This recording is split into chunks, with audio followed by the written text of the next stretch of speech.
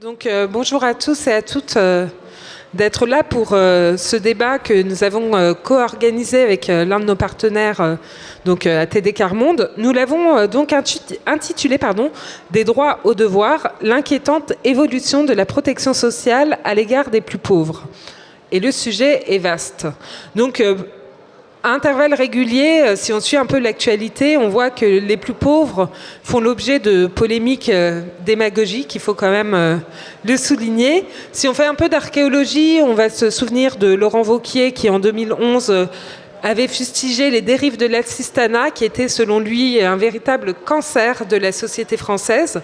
Plus récemment, il y a quelques jours, Emmanuel Macron a estimé que le sentiment d'injustice en France se nourrirait en partie du fait que certains ne travaillent jamais.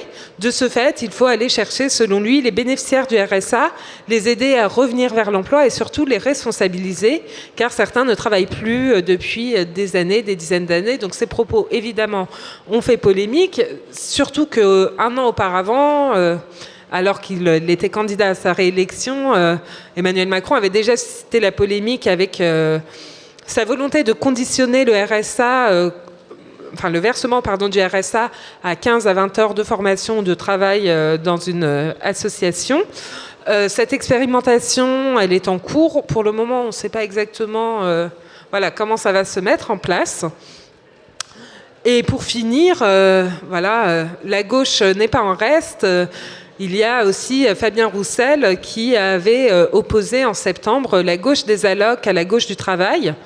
Ce qui avait aussi surpris parce que on ne s'attendait pas à ce qu'un homme politique de gauche enfourche le cheval favori de la droite. Pour parler de tout ça, de cette question ce qu'on a appelé pour parler de cette évolution dans la perception des personnes pauvres, nous avons trois invités que je remercie vivement d'être là. Donc on va commencer avec vous, Marie-Alette Grard. Vous êtes présidente d'ATD Quart Monde. À ma gauche, nous avons Serge Pogam, qui est sociologue et qui est reconnu pour ses travaux sur la pauvreté et la précarité. Et par ailleurs, vous venez de publier un livre qui s'appelle « L'attachement social » aux éditions du Seuil. Donc n'hésitez pas à le lire. Et enfin, Fabrice Langlard, vous êtes le directeur de l'adresse. Donc l'adresse, je traduis pour ceux qui ne sont pas encore familiers à ce sigle. Donc c'est la direction de la recherche, des études, de l'évaluation et des statistiques qui est liée au ministère du Travail. De la santé, du travail, de la santé et de la protection sociale. Et par ailleurs, vous êtes rapporteur général, si je ne me trompe pas, pour le revenu universel pour la réforme du revenu universel d'activité. Feu la réforme qui a été ajournée officiellement. Donc pour cette présentation. Ah oui, et par ailleurs, je signale aussi que Marie-Alette Grard, vous avez coordonné ce livre qui s'appelle « Quand les sans-voix parlent de l'école ». Donc sur plutôt les questions d'éducation. Avec surtout 10 personnes qui ont l'expérience de la grande pauvreté, qui parlent de leur envie de changer l'école et qu'est-ce qu'il faut changer dans l'école pour que tous les enfants réussissent. Parfait. Donc, pour débuter, Marie-Alette Grard, vous allez commencer. Donc, cette question du RSA conditionné qui a vraiment fait beaucoup parler et donc qui devrait être mise en place. Vous, sur le terrain, vous avez été à l'époque, dès que Emmanuel Macron a annoncé cette volonté de réforme, vous avez été... votre association a été l'une des premières à réagir et à s'indigner. Quelles ont été les réactions? Quelles sont les réactions aujourd'hui face à cette réforme qui est quand même un vrai changement de perspective? Alors pour l'instant, c'est une expérimentation, c'est pas une réforme. Hein. Mais bon, on sent les choses qui couvent. Pour que vous compreniez pourquoi nous sommes indignés, pourquoi ça nous révolte d'entendre de tels propos, autant de Laurent Wauquiez que d'Emmanuel Macron, que de beaucoup d'autres. Il faut que vous sachiez ce qu'est le RSA quand même. Il faut quand même qu'on se dise ce qu'est le RSA. C'est une allocation qui est différentielle. C'est-à-dire que les personnes, elles ne touchent jamais tout à fait la même somme. En tout cas, tous les 3 mois, c'est revu. Donc vous ne savez jamais le mois suivant combien vous allez toucher. Elle est différentielle et dans notre pays, s'il y a des gens que l'on surveille de près, ce sont les plus pauvres. Alors là, vraiment, on les surveille de très près. Et de nombreuses CAF dans notre pays, de nombreuses caisses d'allocation familiale, se permettent de surveiller les comptes en banque des allocataires du RSA. Et donc, si par hasard, vous versez 50 ou 60 euros pour l'anniversaire d'un ami qui est au RSA et qu'il le met sur son compte en banque, ce sera déduit de son RSA le mois suivant. Donc, voilà, je veux quand même poser les choses. Le RSA, un revenu différentiel, vous avez... Ça part à 500, je crois que c'est 500, je suis jamais très très bonne, mais 580 euros environ. Mais vous avez l'allocation logement qui est enlevée, donc vous n'avez jamais le RSA complètement. Et puis vous avez d'autres allocations qui seront enlevées parce que c'est une allocation différentielle, je le répète. Et puis, cette idée d'expérimenter, comme si les gens étaient des feignants parce qu'ils sont au RSA.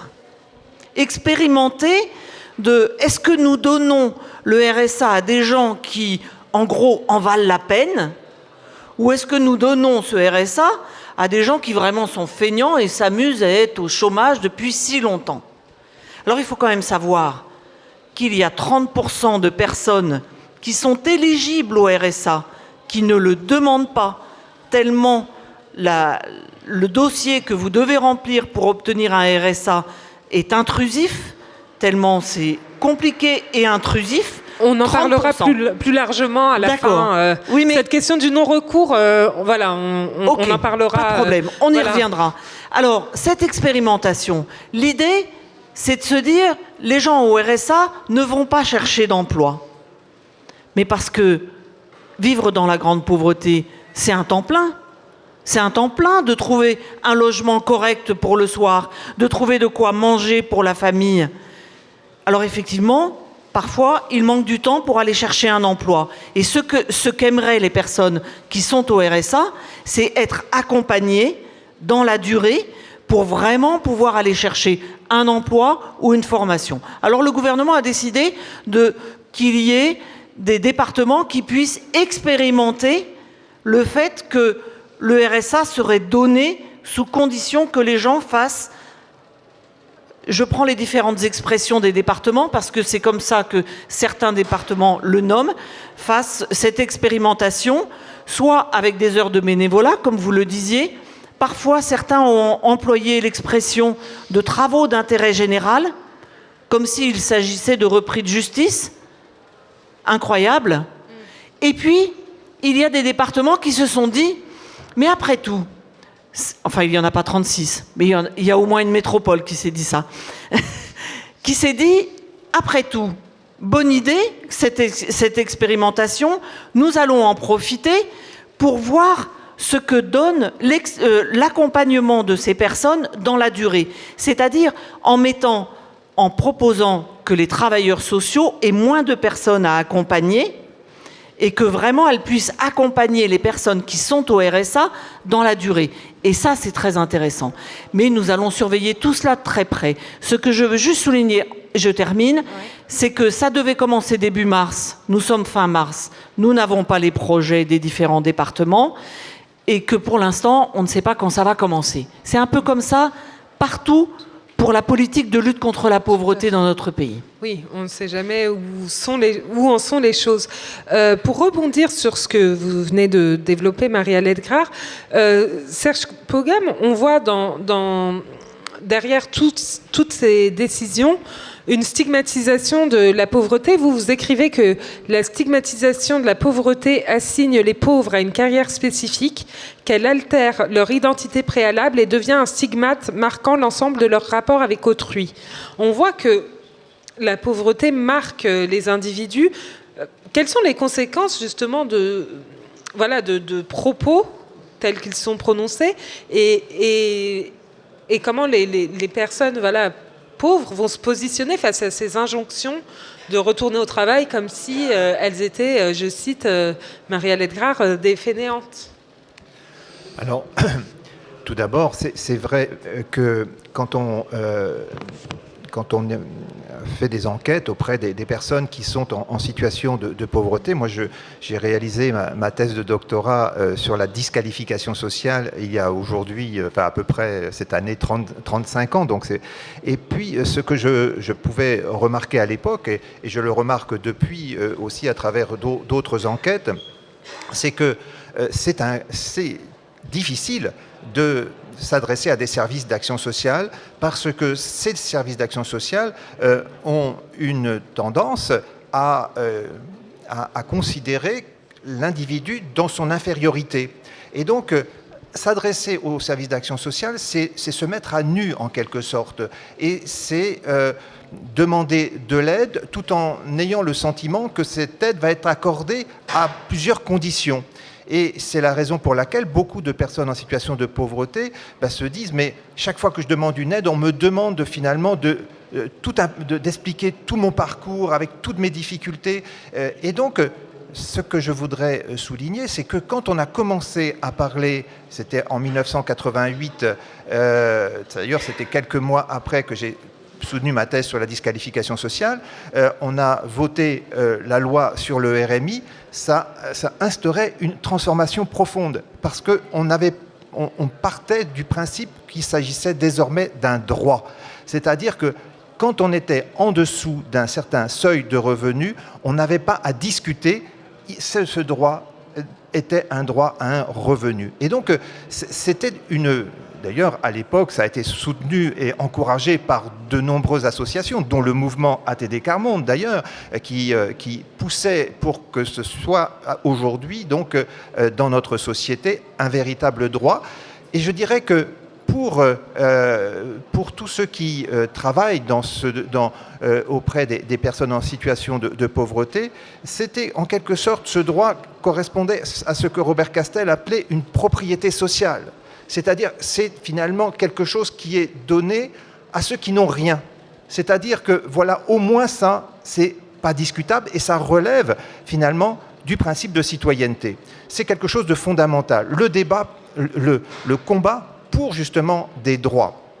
Et donc, je voudrais vraiment insister sur cela parce que on oublie très souvent aussi, et on vient de le souligner, en fait, quand on regarde bien la situation des chômeurs de longue durée, on voit très bien, et mes travaux et les travaux des sociologues ont montré que ce processus de rupture d'un lien qui est le lien au monde du travail, que moi j'appelle le lien de participation organique, parce que c'est le lien qui place dans une complémentarité avec d'autres personnes dans le monde du travail, quand ce lien se brise, il s'accompagne inévitablement d'une rupture, d'une probabilité de rupture d'autres liens, des ruptures dans le couple, des ruptures dans la famille, des difficultés à élever ses enfants. Donc une accumulation d'autres ruptures, si bien que on est dans un processus de disqualification sociale. Donc aujourd'hui, quand on dit justement qu'il faudrait conditionner ce droit, c'est-à-dire reprendre cette propriété sociale en disant qu'il va être donné à condition de travailler, c'est quelque chose qui nous met loin, qui nous remet loin en arrière. C'est-à-dire que c'est un recul considérable. Et donc, c'est ça qui me semble aujourd'hui en jeu, c'est-à-dire que c'est en quelque sorte transformer ce droit en ce qu'on pourrait appeler, qu'on a appelé d'ailleurs aux États-Unis, le workfare. C'est-à-dire que ce n'est qu'à condition de travailler qu'on va pouvoir obtenir de quoi survivre au quotidien. Or, ça, finalement, dans les débats à l'Assemblée nationale, au moment du vote de la loi sur le RMI, on en était bien d'accord. On ne voulait pas de ça en France. On voulait que, on parlait de l'insertion, mais que l'insertion soit un droit supplémentaire, mais pas quelque chose qui correspond à une contrepartie obligatoire. C'est ça l'enjeu. Et je trouve qu'il y a effectivement dans les discours sur la culpabilisation des pauvres, sur la responsabilisation des pauvres, quelque chose qui accroît la stigmatisation de cette population et qui conduit finalement à renoncer à ce qui était finalement une avancée sociale et à laquelle il faut vraiment tenir, parce que si on remet ça en question, on régresse socialement. Oui. Merci pour cette remise en perspective historique qui est effectivement importante parce qu'on voit qu'on bouge en fait dans notre approche vis-à-vis de l'aide sociale. Fabrice Lenglart, est-ce que vous pouvez nous en dire, est-ce que vous en savez plus sur la manière dont cette réforme devrait être mise en place? Est-ce que le travail sera une obligation et comment le futur Pôle emploi France Travail va s'insérer là-dedans? Alors, je ne suis pas directement dans ma position au sein de l'administration en charge de mettre en œuvre et de concevoir cette politique, mais néanmoins, de ce que je comprends et de ce que j'entends, y compris dans mes fonctions actuelles, je pense que l'esprit de la réforme est plutôt de revenir au OI du RMI. C'est-à-dire qu'il y a la volonté, en tout cas c'est comme ça que c'est exprimé, c'est comme ça que je le comprends, de faire en sorte que non seulement une personne de conditions de vie modeste et pauvre a le droit d'être aidée et donc de percevoir un revenu monétaire, une aide, mais ça ne peut pas être un solde de tout compte et elle doit pouvoir être accompagnée et insérée, y compris lorsqu'elle le peut et en faisant les étapes nécessaires vers l'intégration sur le marché du travail.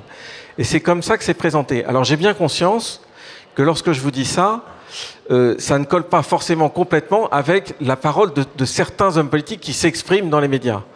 Mais néanmoins, aujourd'hui, c'est l'esprit qui anime la réforme, c'est quand même celle-là. C'est pas de rendre obligatoire le travail, c'est de faire en sorte, d'une certaine façon, que l'administration fasse ce qu'elle doit faire et les services publics fassent ce qu'ils doivent faire pour soutenir les personnes en difficulté. Et ce qui doit être fait, c'est de leur verser non seulement une prestation monétaire, mais également de définir le mode d'accompagnement qui leur permettra de mieux s'insérer. Et cet accompagnement est de deux types. Ça peut être un accompagnement professionnel ou social. Alors, si on est complètement exact, quand on regarde comment fonctionnent les règles du RSA aujourd'hui, sur le papier, ça devrait déjà fonctionner comme ça. Ça devrait déjà être ça. Simplement, ce qu'on constate, c'est que sur le terrain, ça ne se passe pas toujours comme ça. Et là, ma direction statistique permet d'éclairer les choses. Je peux vous donner certains éléments à cet égard. Aujourd'hui, la quasi-totalité, enfin, on va dire 5 bénéficiaires du RSA sur 6 sont orientés. Normalement, ils devraient tous être orientés. Au moment où ils arrivent au guichet social pour demander la prestation, ils devraient être orientés, c'est-à-dire on devrait analyser leur situation pour savoir comment ils vont être accompagnés et pris en charge. Donc 5 sur 6 le sont. Et ensuite, à peu près 1 sur 2 sont théoriquement accompagnés par Pôle emploi, et les autres sont plutôt accompagnés par des services sociaux ou des travailleurs sociaux qui dépendent en particulier des conseils départementaux. Je vous interromps 2 secondes pour juste donner des chiffres et je vous laisse justement y répondre. Justement, on sait que la question de l'accompagnement est cruciale, notamment sur les travailleurs sociaux, les conseillers Pôle emploi. Dans un rapport, le Secours catholique... dans un rapport publié fin 2020, le Secours catholique est revenu sur cette question et on y lit qu'entre 2013 et 2018, les dépenses d'allocation du RSA ont augmenté de 25%, tandis que les dépenses d'insertion liées au RSA diminuaient de 6% sur la même période. Donc on voit bien qu'il y a un désinvestissement, il y a un moindre investissement sur l'accompagnement qui devrait être... Absolument. Et donc, si on est un peu taquin, on se dit, mais comment on peut espérer... faire des demandes, accompagner davantage les bénéficiaires du RSA s'il y a moins de moyens. C'est tout l'enjeu en fait de la réforme qui nous est annoncée. Et donc encore une fois, il faut voir comment elle sera mise en œuvre et les moyens qui seront mis. Mais l'idée, c'est bien de renforcer, y compris avec des moyens humains et financiers, l'accompagnement des personnes les plus en difficulté sur le marché du travail, en particulier les bénéficiaires du RSA. Donc, je voudrais dire ça. Mais aujourd'hui, nos statistiques, par exemple, montrent que parmi les bénéficiaires du RSA, 3 sur 5 déclarent avoir des difficultés d'insertion et avoir des besoins d'accompagnement qu'ils ne voient pas remplis. Et donc nos statistiques le montrent, ça par exemple. Donc il y a un tiers des bénéficiaires qui ont déclaré avoir eu un accompagnement à visée professionnelle ou sociale au cours de l'année 2018. C'est vos statistiques. C'est ça, un tiers. Pendant une année, un tiers seulement déclare avoir été accompagnés. Lorsqu'ils ont été accompagnés, la plupart d'entre eux disent qu'ils étaient plutôt contents de la façon dont ils ont été accompagnés. Donc la question, c'est plutôt les 2 tiers. Le passage. C'est les 2 tiers. C'est les 2 tiers. Et puis après, il y a un deuxième sujet que j'aimerais aborder, au-delà de l'accompagnement, mais je ne sais pas à quel moment vous voulez le faire, c'est que je voudrais quand même aussi faire passer le message qu'il est tout à fait inexact de penser que les bénéficiaires du RSA ne travaillent pas. On en parlera après. C'est une question est prévue sur le sujet. Juste pour en revenir, toujours un peu dans cette logique, vous, Serge Pogam, vous écriviez dans une tribune en réponse, en 2022, fin 2022, en réponse à Fabien Roussel. Vous expliquez que cette expression de France des allocs est dangereuse, car elle laisse entendre qu'il y aurait dans notre pays une catégorie d'assistés heureux ayant délibérément choisi de vivre au crochet des autres et de la collectivité. On voit bien que les choses sont un peu plus complexes que cela. Oui, alors c'est vrai que ce type de discours, il est très simple et il touche effectivement une partie des citoyens et citoyennes qui raisonnent comme ça en disant voilà, il y a des personnes en situation de pauvreté. Si elles n'arrivent pas à sortir de la pauvreté, c'est qu'elles le veuillent. Elles ne font aucun effort. Et donc, c'est quelque chose qui... Et quand vous disiez tout à l'heure que l'esprit de la réforme en cours, ce serait de revenir sur le I de l'insertion, moi j'entends en tout cas dans beaucoup de départements un discours qui est beaucoup plus offensif, c'est-à-dire qui reprend un peu cet argument que finalement il faut contraindre davantage. Quand même, il y a des départements qui ont parlé d'obligation. Et donc, c'est cette idée d'obligation qui me semble extrêmement dangereuse, parce que ça nie l'individu dans sa globalité, dans les difficultés auxquelles il peut être confronté. Ça veut dire qu'on va penser finalement qu'il ne fait pas d'efforts. Et ça, je crois que c'est tellement une idée reçue qu'il faut absolument combattre. Si on la laisse se développer, je pense que l'opinion va devenir convaincue globalement qu'il faut absolument contraindre, revenir à des systèmes de workfare, d'imposer le travail obligatoire. Et ça, je crois que quand même, je suis moins optimiste que vous, parce que j'entends ce qui se passe dans les territoires. J'entends véritablement monter cet argument-là. Et d'ailleurs, si Fabien Roussel le reprend, c'est aussi parce qu'il sait très bien qu'électoralement, il est assez payant. Ça veut dire qu'il y a un fond quand même, un fond qui veut entendre cela, un fond dans la société qui est en écoute de ces arguments-là. Et je trouve que c'est quelque chose d'extrêmement dangereux parce que ça remet en question les principes même de la solidarité. Et donc, on est aussi dans un pays, en France, où justement, il faut absolument défendre les droits, et notamment, bien entendu, les droits des plus pauvres. Vous voulez répondre, Fabrice Lenglart, rapidement, et après, je vous donne la parole, Marie-Anne. Je peux dire un mot. Comme je l'ai dit, je ne nie pas que certains discours politiques font entendre cette petite musique. Ce que je dis, c'est que la réalité de ce qui se passe sur le terrain aujourd'hui, en termes d'accompagnement, il n'y a pas d'obligation. Donc certains l'évoquent, mais ce n'est pas ce qui se passe. Et l'intention, en tout cas, de la réforme dont on parle, telle que je la comprends, et dans la position où je suis, n'est pas non plus celle-là. Elle est bien celle de renforcer l'insertion et les moyens d'accompagnement des bénéficiaires du RSA de façon à progressivement et en tenant compte de leurs difficultés, leur faire bénéficier de davantage d'accompagnement social et professionnel. C'est tout ce que je peux dire. Je m'excuse, je ne suis pas d'accord. Je ne suis pas d'accord parce que c'est une expérimentation qui va avoir lieu dans 19 départements et que sur les 19, il y en a pratiquement 18, je pense, qui sont dans l'idée qu'il faut leur faire des heures de bénévolat, sinon ils n'auront pas le RSA. C'est quand même, dans la plupart des départements, c'est ça qu'ils ont dans les tiroirs, hein. Ou même parfois, je le disais tout à l'heure, des travaux d'intérêt général. Donc on n'est pas du tout dans l'idée du I, de l'insertion. Moi j'aimerais vraiment qu'on y soit, mais je ne crois pas qu'on soit là-dedans. Et pour notre part, alors peut-être nous n'avons pas vu les projets de tous les départements qui seront dans cette expérimentation. Mais je le répète, il y a celui de la métropole de Lyon qui, eux, veulent expérimenter d'accompagner davantage et même d'aller chercher les personnes qui sont dans le non-recours, c'est-à-dire d'avoir des travailleurs sociaux qui vont avoir le temps d'aller rencontrer des personnes qui sont éligibles au RSA et qui puissent aller les chercher. J'ai un peu de doute là-dessus parce qu'il faudrait déjà qu'ils aient assez de moyens pour accompagner ceux qui sont au RSA actuellement. Parce que c'est quand même un gros problème, hein. L'accompagnement actuellement, c'est vraiment un gros souci, c'est-à-dire qu'on est davantage dans le contrôle des personnes que dans l'accompagnement des personnes. Ça, c'est vraiment... La vie est très difficile pour les personnes qui vivent au RSA actuellement. D'ailleurs, on ne vit pas, on survit. Avec 500 € pour une personne seule et... C'est juste impossible, vous ne pouvez pas. Enfin, je veux dire, une fois que vous avez payé toutes les charges, il reste 50 € pour aller se nourrir pour le mois. Donc, ce n'est pas possible.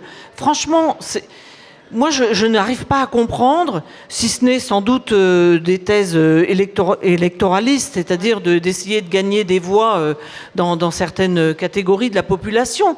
Mais quel est l'intérêt de responsables politiques, autant que Emmanuel Macron il y a quelques jours, d'aller montrer du doigt encore et encore ces personnes qui ont tant de mal à survivre dans notre pays, qui voudraient prendre une place, et nous allons en parler, de territoire zéro chômeur de longue durée, parce qu'il y a une expérimentation où on voit bien que ces gens qui sont au chômage depuis très longtemps veulent retrouver un emploi, et un emploi digne qui permet de vivre. Parce que, comme vous le disiez, il y a des gens au RSA qui travaillent, mais parce que c'est un travail qui ne paye pas, enfin qui ne rémunère pas du tout. C'est pas possible, ça. Ça veut dire qu'il y a des emplois qui ne sont pas du tout assez rémunérés.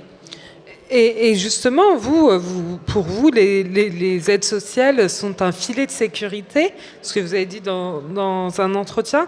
Mais justement, comment on fait pour remettre le travail au cœur de la lutte contre la pauvreté, sans culpabiliser ceux qui ne... Parce que cette question, elle est importante aussi. Bah écoutez, moi je vais prendre l'exemple de territoire zéro chômeur de longue durée, si vous me permettez. Allez-y. Parce que... Donc il faut réexpliquer quand même ce que c'est une expérimentation. Voilà, c'est une expérimentation qui a d'abord eu lieu depuis 6 ans maintenant depuis sur... 2016. Voilà, 6 ans sur 10 territoires et elle est en train de s'étendre. On en est, je crois, aujourd'hui à 45 territoires ou quelque chose comme ça, ou peut-être un tout petit peu plus. Mais sur un territoire défini, les acteurs de ce territoire se mettent ensemble. Les associatifs, des responsables d'entreprises, des élus, voilà, des gens qui sont sur le territoire et qui ont envie de se mettre ensemble sur le territoire pour pouvoir voir quels sont les emplois qui manquent sur ce territoire, quels sont les emplois qu'il faut absolument pourvoir sur ce territoire. Sur des besoins non couverts. Les besoins non couverts sur ce territoire. Et donc, ils répertorient les besoins non couverts sur ce territoire. Ils vont également rencontrer, et ça c'est très important, le point le très important dans cette expérimentation de territoire zéro chômeur, c'est d'aller rencontrer toutes les personnes qui sont au chômage depuis plus d'1 an. D'aller les rencontrer et de prendre le temps avec chacune d'entre elles de vraiment pouvoir comprendre dans quel emploi elles imaginent se projeter, dans quel emploi elles imaginent se projeter sur ce territoire, qui va vraiment être un besoin sur ce territoire. Donc il s'agit de faire coïncider ces besoins du territoire avec les envies des personnes. Et croyez-moi, quand on prend le temps, on y arrive tout à fait. Et les personnes ont vraiment des idées de ce qu'il faut pour ce territoire. Je pourrais vous donner des exemples très précis. Et puis, quand je dis d'aller chercher les personnes, ça veut dire que ces personnes qui sont au chômage depuis très longtemps, elles ne sont pas forcément inscrites à Pôle emploi. Elles ne sont plus forcément inscrites à Pôle emploi. Elles ne sont pas forcément dans les radars du RSA non plus. Donc il s'agit vraiment de faire du porte-à-porte, d'aller voir les gens. Comme c'est un territoire assez circonscrit de 10 000, 20 000 habitants, évidemment, c'est tout à fait possible d'aller faire du porte-à-porte et d'aller rencontrer les personnes pour discuter avec chacune et chacun. Et ensuite, alors je passe des étapes, on crée des entreprises à but d'emploi et les personnes sont embauchées en CDI au SMIC. Voilà. Est-ce que vous avez un exemple pour exemple expliquer un exemple précis? Exemple de ce que les personnes, en se mettant ensemble, se disent, voilà ce qu'il manque sur notre territoire. Je vais prendre, c'est un territoire urbain où les parents qui sont au chômage depuis très longtemps ont dit, écoutez, voilà ce qu'il manque sur notre territoire. Les jeunes de notre quartier ne vont pas au collège. En fait, ils sont obligés de prendre 3 bus pour aller au collège parce qu'il n'y a pas de collège dans le quartier. Donc ils étaient obligés de prendre 3 bus. Et évidemment, au bout du premier, il manquait déjà un certain nombre de jeunes, et au bout du deuxième, il n'y avait plus de jeunes, quoi. Donc ils sont allés voir la société de bus, et ils ont fait un accord pour qu'il y ait une personne de l'entreprise à but d'emploi qui soit chaque matin dans le bus pour accompagner les jeunes, et un bus qui va directement au collège, qui les emmène au collège. Et le soir, la personne est également là pour les accompagner. Comme a juste dit avec un petit sourire le père qui était assez fier de cette idée, parce que tous les jeunes vont au collège maintenant de ce quartier. C'est quand même très important, c'est l'avenir des jeunes de ce quartier qui est en jeu. Et il dit, bon, le matin c'est pas dur, ils dorment. Le soir, c'est autre chose. Mais voilà, n'empêche qu'un quartier qui est complètement désenclavé, où il n'y a pas de transport en commun, il n'y a rien du tout. Vous vous rendez compte, prendre 3 bus pour des jeunes pour aller au collège, et ben voilà, ils ont pensé à cette solution-là, par exemple. Ça fait un bout d'emploi pour quelqu'un dans une entreprise à but d'emploi. Est-ce Fabrice Langlard, est-ce qu'une expérimentation comme ça, enfin je ne sais pas si vous êtes en capacité d'avoir une idée, est-ce que des expérimentations comme ça pourraient être déclinées Elles le sont déjà. Enfin, cette expérimentation existe depuis plusieurs années, et donc je pense que ce sont des initiatives locales qui sont bienvenues. Après, toute la question, c'est de savoir si ça peut s'étendre et jusqu'à quel point. Oui, c'est ça. À quelle échelle ça peut s'étendre. Et les moyens que ça demande. Mais en tout cas, voilà l'exemple d'emplois créés et qui sont rémunérés. Et encore une fois, je voudrais quand même insister sur le fait que dans la législation actuelle, et à ma connaissance, il n'est pas question de la remettre en cause, le RSA est un revenu qui est donné en fonction des faibles ressources. Et dans le paysage actuel, lorsqu'une personne retrouve ne serait-ce que quelques heures de travail, son RSA est certes diminué des montants du travail, mais une autre allocation est versée, en tout cas peut être versée, qui est la prime d'activité. Et il faut se souvenir que la prime d'activité ne se conçoit pas sans la présence du RSA. C'est la prime d'activité et le RSA qui fait qu'on est aujourd'hui en France dans un paysage dans lequel on est assuré que le travail paye. C'est-à-dire que le fait qu'une personne de conditions de vie modeste travaillant quelques heures a un revenu qui augmente parce qu'elle va toucher non seulement son revenu du travail, mais elle va toucher également un peu de RSA et une prime d'activité. Donc le dispositif de ce point de vue-là est un progrès. Et c'est un progrès qui date de la mise en place du RSA et qui n'existait pas du temps du RMI. Donc j'essaie quand même d'apporter un peu de notes positives. Notre système de prestations sociales est éminemment perfectible, j'en suis intimement convaincu, mais néanmoins, il y a eu des progrès au fil du temps et il se consolide. Et de ce point de vue-là, l'existence à la fois du RSA et de la prime d'activité est plutôt une bonne nouvelle par rapport au paysage qu'on avait, par exemple, à la fin des années 80. Marielle Edgar, vous n'êtes pas tout à fait d'accord sur la prime d'activité. Qui d'entre nous a envie de vivre avec moins que le SMIC? Parce qu'avec le SMIC, on vit déjà pas bien, quoi. Donc évidemment, ce à quoi aspirent les personnes, c'est à avoir un revenu qui permet de vivre quand même correctement. Je ferai le parallèle entre l'hébergement et le logement, vous savez. Qui d'entre nous accepterait de vivre dans un hébergement comme il en est proposé des millions dans notre pays? Personne d'entre nous n'accepterait ça. Et pourtant, il y a des millions de personnes qui sont dans des hébergements pendant des années et des années. Pourquoi? Parce qu'on ne construit pas de logements sociaux, de logements pour les personnes qui sont au RSA, justement, pour des personnes qui ont très peu de revenus, et que les logements sociaux ne sont pas accessibles à des gens qui ont très peu de revenus. Eh bien ça, c'est pas possible. Moi, je trouve qu'il y a des droits différents dans notre pays, pour les plus pauvres et pour les autres. Et ça, c'est quelque chose qui ne peut pas durer. Les droits doivent être les mêmes pour tous. Oui, il y a des droits et des devoirs pour tous, mais pour tous. On surveille les comptes des plus pauvres, alors surveillons les comptes des plus riches. Mais franchement, c'est pas possible de ce que l'on fait subir aux plus pauvres dans notre pays.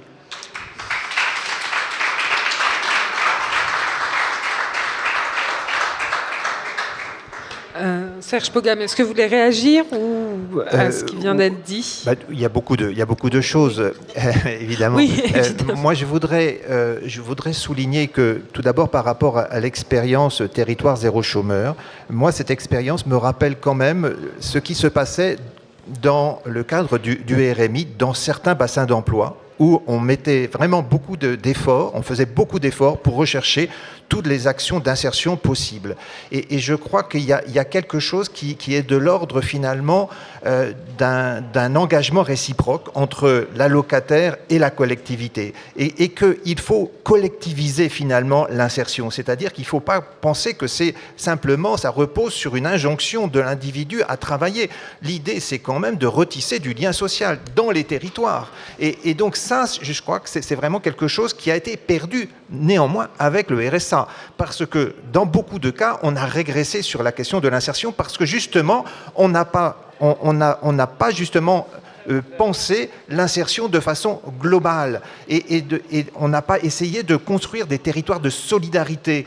Et je voudrais reprendre finalement aussi l'article 2 de la loi sur le RMI parce que ça fait 35 ans, mais je crois qu'il est bon de rappeler quand même tout ce que l'on avait décidé à ce moment-là. Tout d'abord, rappelons quand même que la loi sur le RMI rappelle que nous avons une dette à l'égard des plus pauvres. Ça, c'est quelque chose de vraiment important.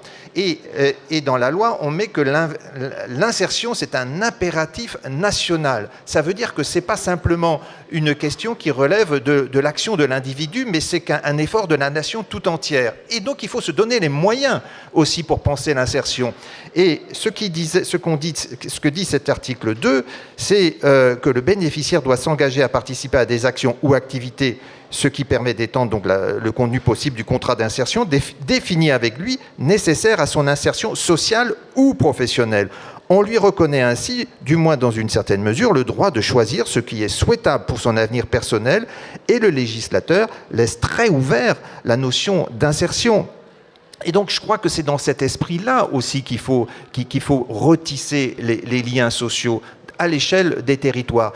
Mais là où le RMI n'a pas totalement réussi, il faut le reconnaître, c'est parce que justement, on ne s'est pas forcément donné suffisamment les moyens de réussir ce pari de l'insertion au niveau national.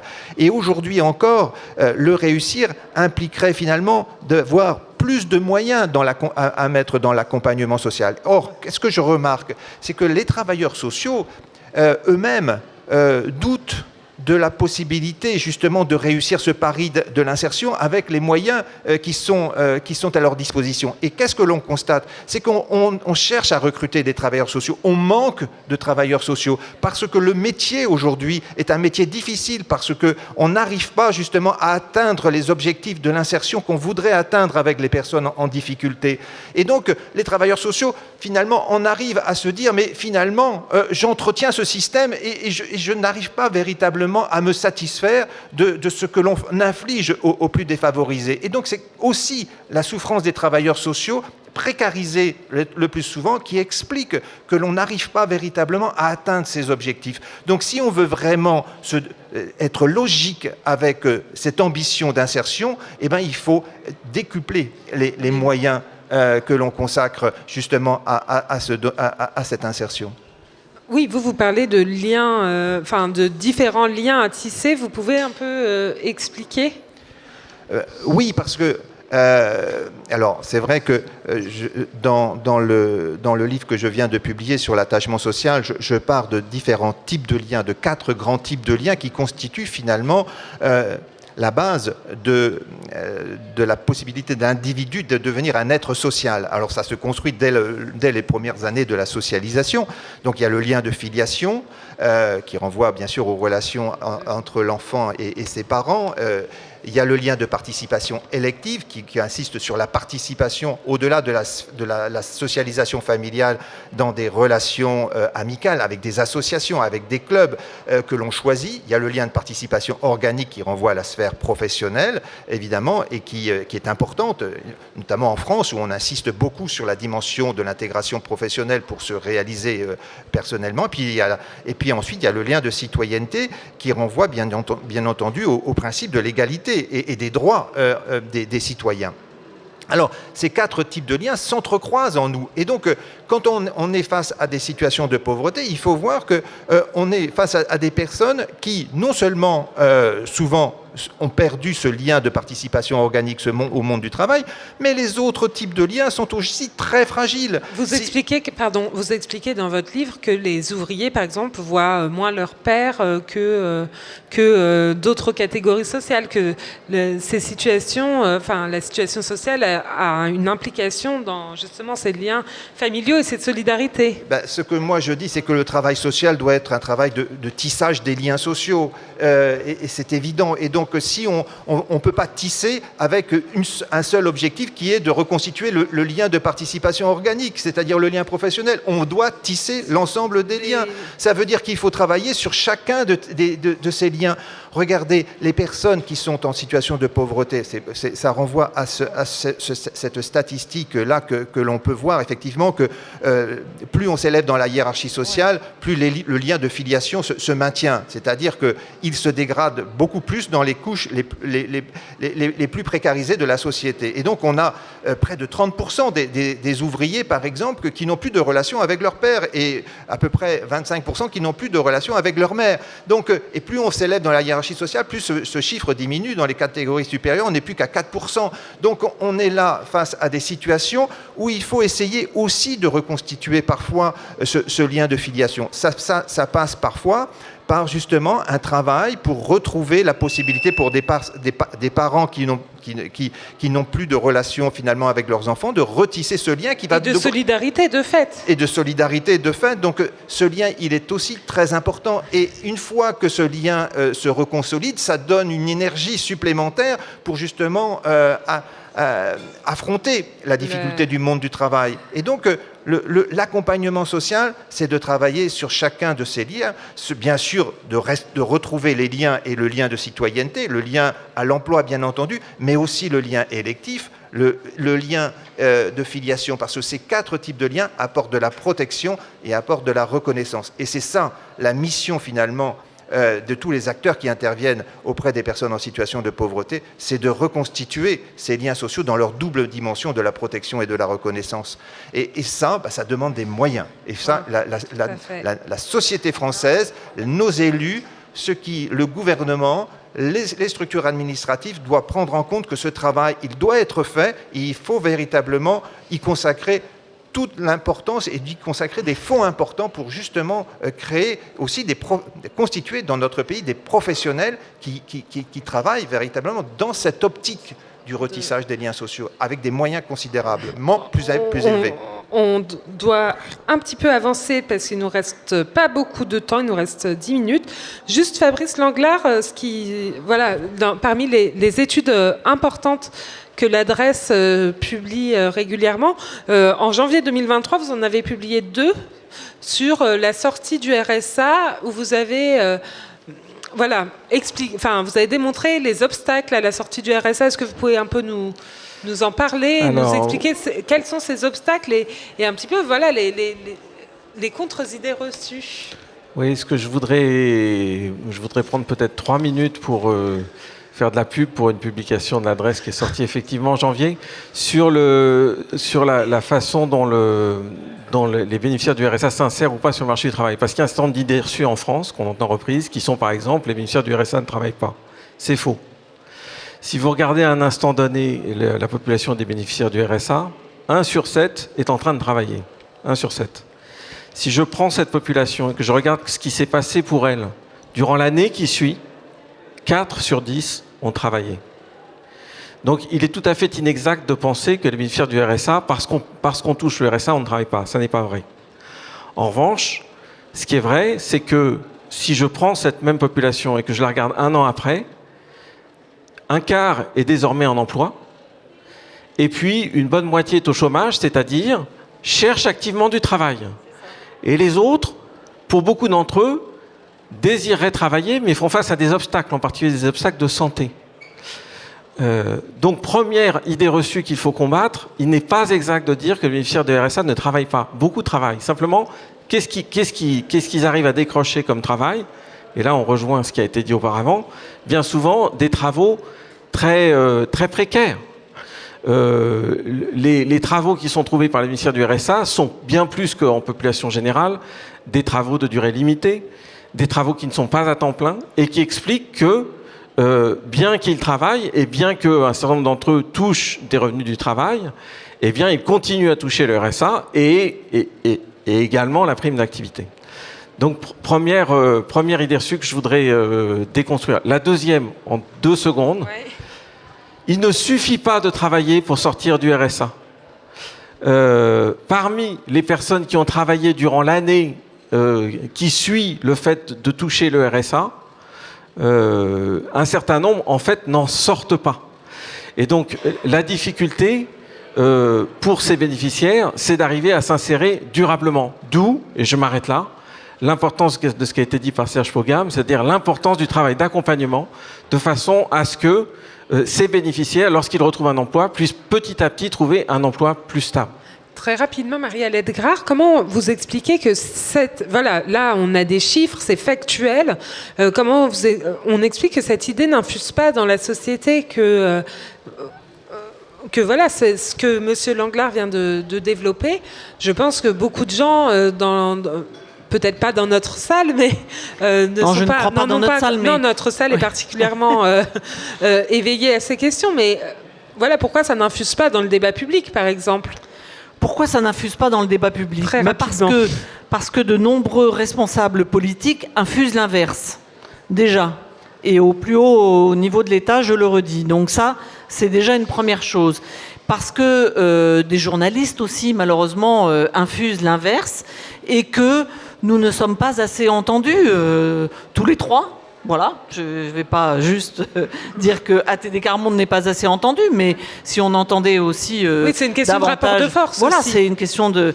Et parce que nous vivons chacun dans nos mondes, et que nous n'avons pas la curiosité de vraiment connaître l'autre, prendre le temps de connaître l'autre et de comprendre qui il est, dans quelle situation il vit.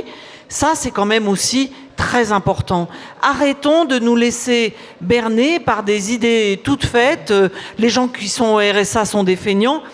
Rencontrez-en. Allez rencontrer des gens au RSA et vous allez voir que ce sont de très belles personnes, que ce sont des gens qui cherchent de l'emploi, comme vous le disiez. Et pour terminer, encore de la pub pour l'adresse, je vous invite à lire leurs études. En vrai, c'est assez intéressant. Vous avez raison. Voilà, une des contre-idées reçues qui a été démontée par l'adresse, c'est cette idée du non-recours. Donc c'était une étude inédite, en tout cas ça faisait 11 ans ou 10 ans, je crois que les chiffres n'avaient pas été actualisés, sur voilà, la question du non-recours. Vous avez déterminé que 3 milliards d'euros par an ne sont pas versés à des personnes qui pourraient en avoir le droit. Et ne sont pas mis dans le budget non plus. Non, ces 3 milliards d'euros. Alors, comment vous expliquez, M. Langlard, que la fraude sociale pratiquée massivement par les pauvres et documentée, fait l'objet d'articles dans une certaine presse. Comment vous expliquez que le non-recours, c'est quand même beaucoup moins connu et documenté? Alors j'ai tendance à quand même essayer de voir les choses de façon un peu plus optimiste. L'adresse fait partie, mais ça fait partie du cœur de notre travail. Nous éclairons cette question depuis de longues années. Effectivement, nous avons réactualisé des chiffres qui montrent qu'une personne sur 3 qui pourrait bénéficier du RSA ne va pas le chercher, et peut-être même plus important que ça, parce qu'il a été dit et très bien expliqué que l'allocation du RSA étant une allocation différentielle, elle varie au mois le mois, et donc non seulement une personne sur 3 qui pourrait toucher le RSA ne va pas le chercher, mais une personne sur 5 ne va pas le toucher durablement, c'est-à-dire pas seulement un trimestre, parce que ponctuellement il n'y a pas de ressources et donc il faut faire toutes les démarches pour aller le chercher. 1 sur 5 ne va pas le chercher durablement, 3 trimestres de suite. Et donc là, ça renvoie quand même à une grave difficulté de nos sociétés. Un autre chiffre, peut-être que vous n'avez pas en tête, sur une autre allocation, un autre minimum social, qui est le minimum vieillesse. L'adresse a montré que le non-recours au minimum vieillesse était en France d'une personne sur 2. Une personne âgée sur 2 qui aurait droit au minimum vieillesse ne va pas le chercher. Donc l'État fait beaucoup d'économies. Voilà, sans le savoir. Est-ce que Serge Pogam, vous avez une phrase à ajouter sur ça? Est-ce que ce non-recours est le résultat de la stigmatisation qui s'exerce à l'endroit des plus pauvres? Alors, ou pas seulement? Alors, il y a plusieurs facteurs. Il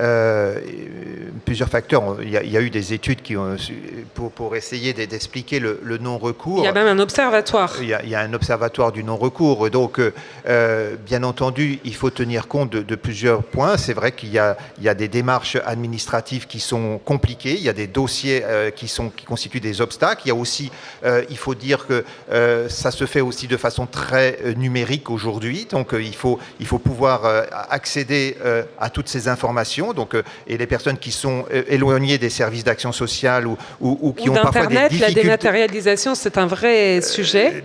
C'est un vrai sujet.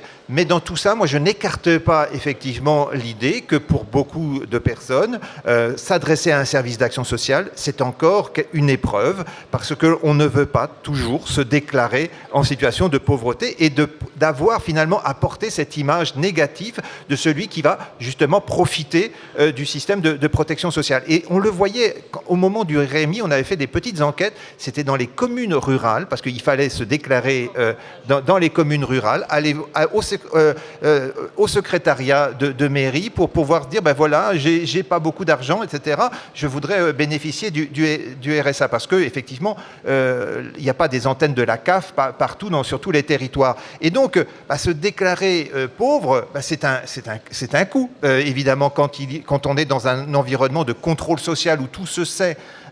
Et donc, ça, c'est quelque chose aussi qu'il faut prendre en compte. Il faut vraiment s'attaquer justement à cette idée reçue que les pauvres sont des paresseux, parce qu'elle est encore très répandue dans notre société. Et donc, c'est la raison pour laquelle il faut parler en termes de droit.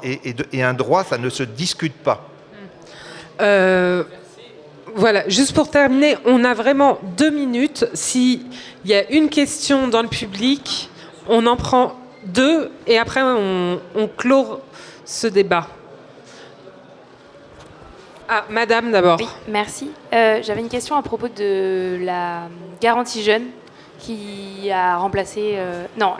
du contrat engagement jeune qui a remplacé la garantie jeune et qui, elle aussi... ordonne un temps obligatoire contre une subvention. Et je me demandais si ce n'est pas un prémisse du débat d'aujourd'hui. C'est vous le mieux. Alors, le contrat engagement jeune, effectivement, si j'ose dire, c'est la lignée de la garantie jeune. La garantie jeune, comme le contrat engagement jeune, c'est 2 choses, justement. C'est une prestation. Donc c'est une prestation, une aide sociale différentielle, un peu comme le RSA, simplement elle n'est pas pérenne, et donc au bout d'un certain temps elle s'éteint. Mais c'est également un contrat, le contrat d'engagement jeune, c'est un contrat d'engagement, et c'est un contrat qui lie le jeune qui a besoin de s'insérer sur le marché du travail avec les services sociaux, Et donc ce contrat était un engagement de la part des pouvoirs publics d'avoir un accompagnement important. Et donc de ce point de vue-là, en tout cas tel que je le vois, c'est bien l'optique d'allier non seulement une prestation, c'est-à-dire une aide sociale monétaire, mais des moyens d'accompagnement renforcés pour permettre aux jeunes en difficulté sur le marché du travail de s'insérer. Et donc, d'une certaine façon, en tout cas tel que je le comprends, le projet qui est porté par les pouvoirs publics en ce moment pour renforcer l'accompagnement des bénéficiaires du RSA s'inspire, en tout cas, effectivement, de ce qui est en train d'être mis en œuvre dans le cadre de la garantie jeune, qui, de mon point de vue, est plutôt un succès. Mais ça mériterait un débat ça mériterait en tant que tel. un succès, monsieur, et relatif. après, on doit terminer. Oui, bonjour. Ça marche, oui. Est-ce que vous pourriez simplement nous rappeler les critères qui font qu'un ménage est considéré comme pauvre du point de vue de l'INSEE, je crois, et d'autre part, le nombre de personnes concernées et dernière chose, est-ce que c'est une population qui augmente ou depuis quelques années? Merci. alors, c'est une question de statisticien public, donc je la prends. Oui, on vous l'offre. Donc, pour définir une personne dite pauvre, disons plus exactement qui vit sous le seuil de pauvreté, il faut d'abord mesurer le niveau de vie d'une personne. Comment est-ce qu'on mesure le niveau de vie d'une personne? On situe cette personne dans le ménage auquel elle appartient. Si la personne vit seule, son niveau de vie, c'est tout simplement son revenu disponible. Donc ses revenus du travail, moins c'est les prestations qu'elle reçoit, moins si elle a des revenus du travail confortables, moins les impôts qu'elle paye. Donc le niveau de vie, c'est le revenu pour une personne seule. Un niveau de vie, lorsqu'on ne vit pas seul, on prend les revenus du ménage et on divise ces revenus non pas par le nombre de personnes du ménage, mais par ce qu'on appelle des unités de consommation, dans lequel on va compter pour le premier adulte du ménage, mais s'il y a un couple, on va compter le deuxième membre du couple pour un demi, et les enfants, on va les compter pour 0,3. Donc typiquement, si je prends une famille de 2 enfants, un couple avec 2 enfants, de moins de 14 ans, en fait, il y a 2,1 unités de consommation. Donc on prend les revenus du ménage de ce couple avec 2 enfants, on le divise de 2,1 et on tombe sur le niveau de vie qui est en quelque sorte un équivalent revenu célibataire.